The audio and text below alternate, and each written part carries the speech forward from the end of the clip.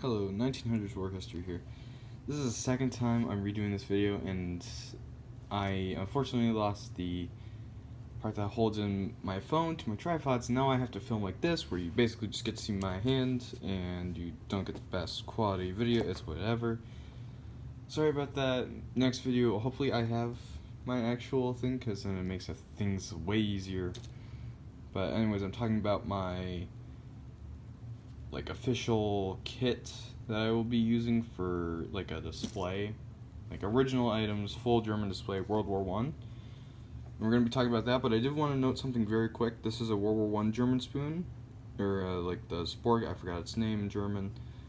Anyway, you can tell because, sorry, trying to get this with one hand, especially not my dominant hand, is not the easiest for me, is, as you can see, okay, there we go.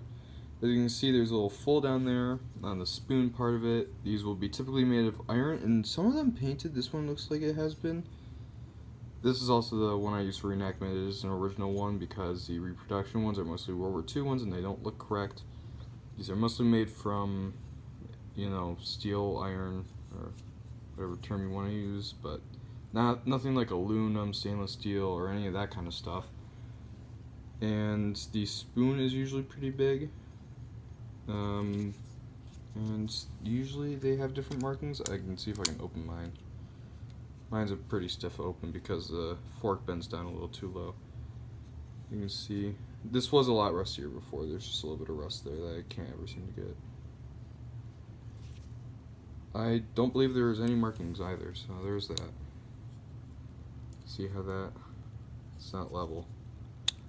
It does make a very nice snapping though. Anyways, that took up 2 minutes of the time. So this is my reproduction tornister from a Polish company called Nestov, I think is how you say it. You probably heard of it. I gotta get some leather stuff on this, because that's not good. Anyways, proceeding. So these straps are these are tornister straps. These are reproductions. I forgot where from, but sorry, just got an itch under my nose. It's my apology. Anyway. So these ones are for your Zeltband and great coat. Anyway, and this part is attached to them. This is just an extra thing. Why? I'm not exactly sure. These are reproductions off of originals, if you're wondering. These are for your mess kits, and they do not have that extra bit, so that's how you tell. And of course these would run through these loops. Also, this is my early war one because I do not do late war, I do mid-war, so these would still be used. So I would also have it depends on the tunic I want. It's either going to be an early war one with the piping and stuff, I forgot its model designation, or the M15. I like the M15 more for camouflage purposes, but that's just my personal preference. Anyway. Oh, I also like this because fur. This is my original 1915 made one. This one is in the best condition. The wood's broken on the side of it. There you can see the date. It's pretty nice, still has fur on it. This was my second original tornister. Third tornister in my World War I set of tornisters, and total tornisters, I know that's a lot to take in. It would be my fourth, because I have one from World War II, and I got that one. Actually, that might have been my first tornister ever, out of all tornisters. Yeah, that was my first tornister. Anyways.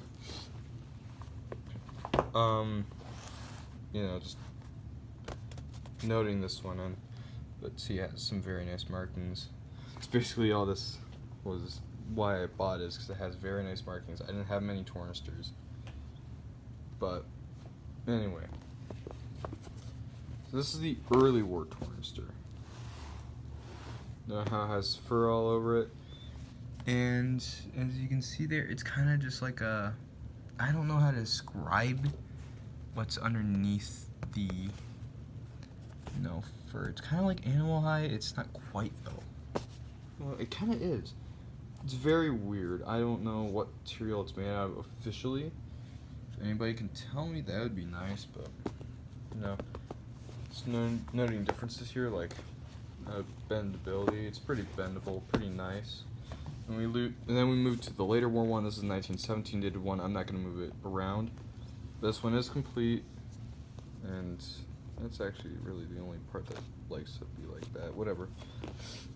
It's complete. It's very nice, and it does have that, which is different because usually they look like that. So that's pretty cool. This one also has been personally modified, if you couldn't tell from right here. So normally they end off there, but this guy sewed on more. For some reason, maybe he's carrying more, I don't know. This is the original medicine I'll be using on the actual kit. It's named, it's pretty nice, mid-war one. And as you can see here, it has the two pieces there. And I do have it with stuff, has less markings, because of course, getting later into the war, and they're fielding more soldiers in a way. Like, they're putting less quality and time into this stuff. That's what I'm really trying to say here. Anyways, those are original late war putties. Those were kind of expensive. I won them in a bid, so they're bidding war on eBay. I got them cheaper. This is spread bag. I didn't pay too much for that. That over there is what we're getting to. Whole reason for the video. And of course, this one's way better. I just gotta get some stuff onto this leather. Do that soon. Here's an original bandage, German, 1917. That fits with this. Original era scissors. These are either before or just slightly after. Probably before, because the machining on this is very good. And as we know, the economy in Germany's after World War One, or in Germany was crap. So, you know, probably not make something good like that. I don't like Buck Banjo. These are original matches. These are pretty cool. These will be going with the kit. Of course, I'm trying to do 3 different German original kits, like complete stuff, so like uniform and all that. And what I'm trying to say here is like full stand, like what you'd see in museums. What I'm trying to say, there's a term, I just can't remember it. This was a string I actually found in this tornister, so I have no clue if it's original or not, if it's post-war, but whatever it is, I'm keeping it with it. I actually had no reason to remove any of the bottom stuff, so we're gonna put that. This one just likes to flop out, this one doesn't. So there's that. Okay. So if you haven't caught on with the straps, you know this. Oh, also this is like a canvas now, so this is different material. This is like canvas compared to this, which was not canvas. Just pointing that out, there's a difference, they switched.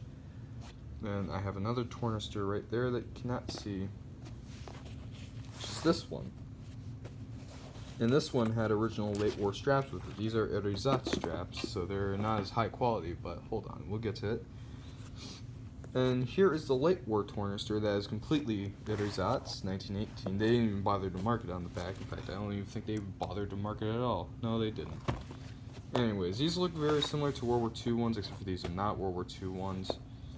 They have differences, and I've seen a lot of pictures of these exact Erisatz type tornisters. So, yeah.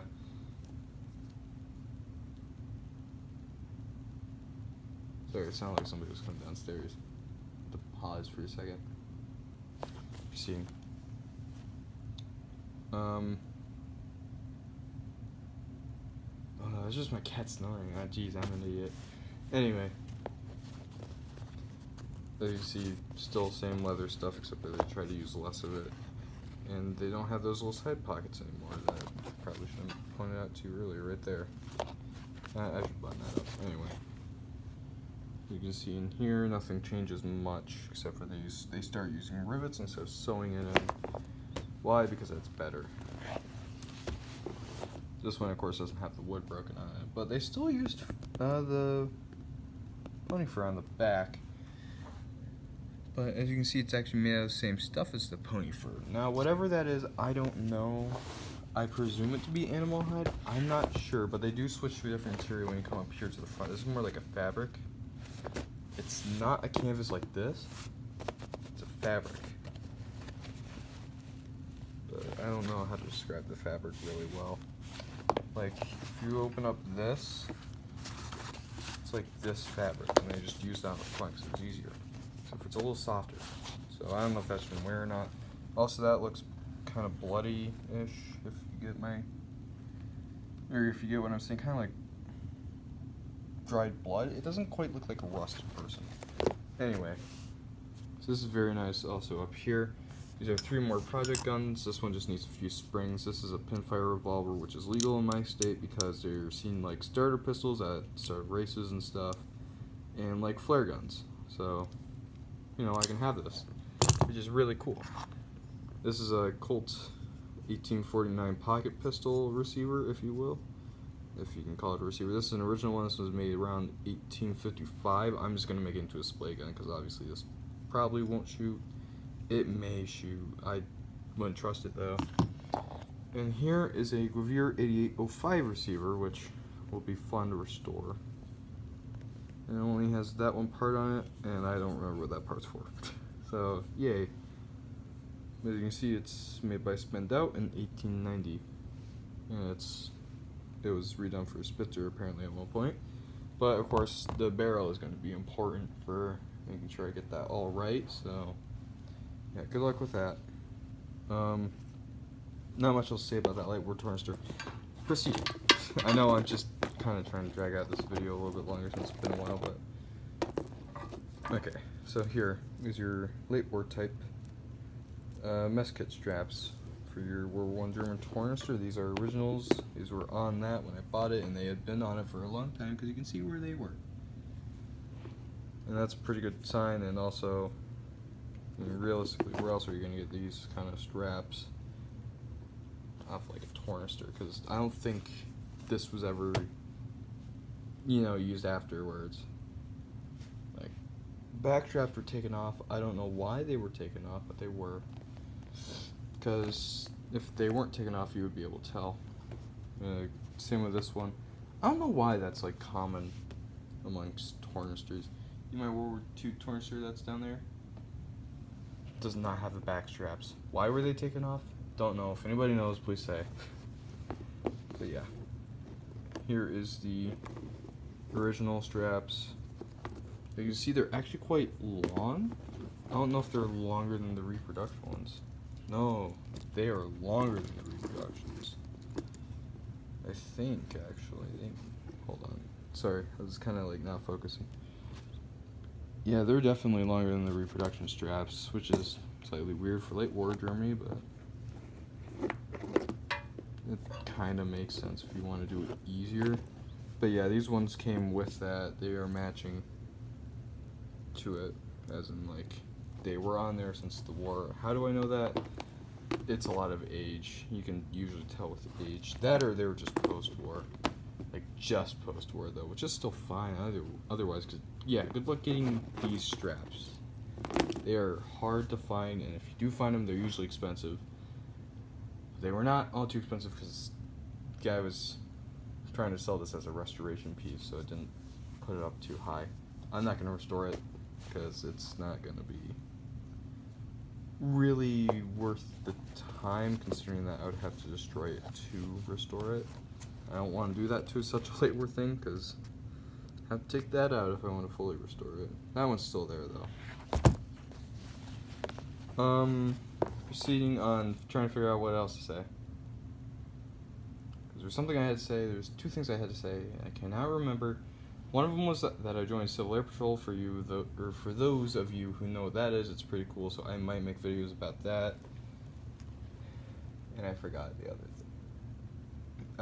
other thing. So there's that. Well, there's not much really else to say about that besides my progress on this, and I do have an original Zeltbahn from 1917 to go with this, if you're wondering, and that's as far as I've gotten, unfortunately, on this one project. Oh yes, that's right. Trying to do 3 separate projects for WW1 German kits with the stands, mannequins, and all that. 3 separate ones, 1 mid-war, 1 early war, and 1 late war. This is a late war one.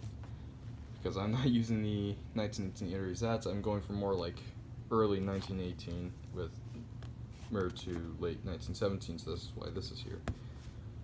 But yeah, not much else to say about that. And there you can see the line of tornisters.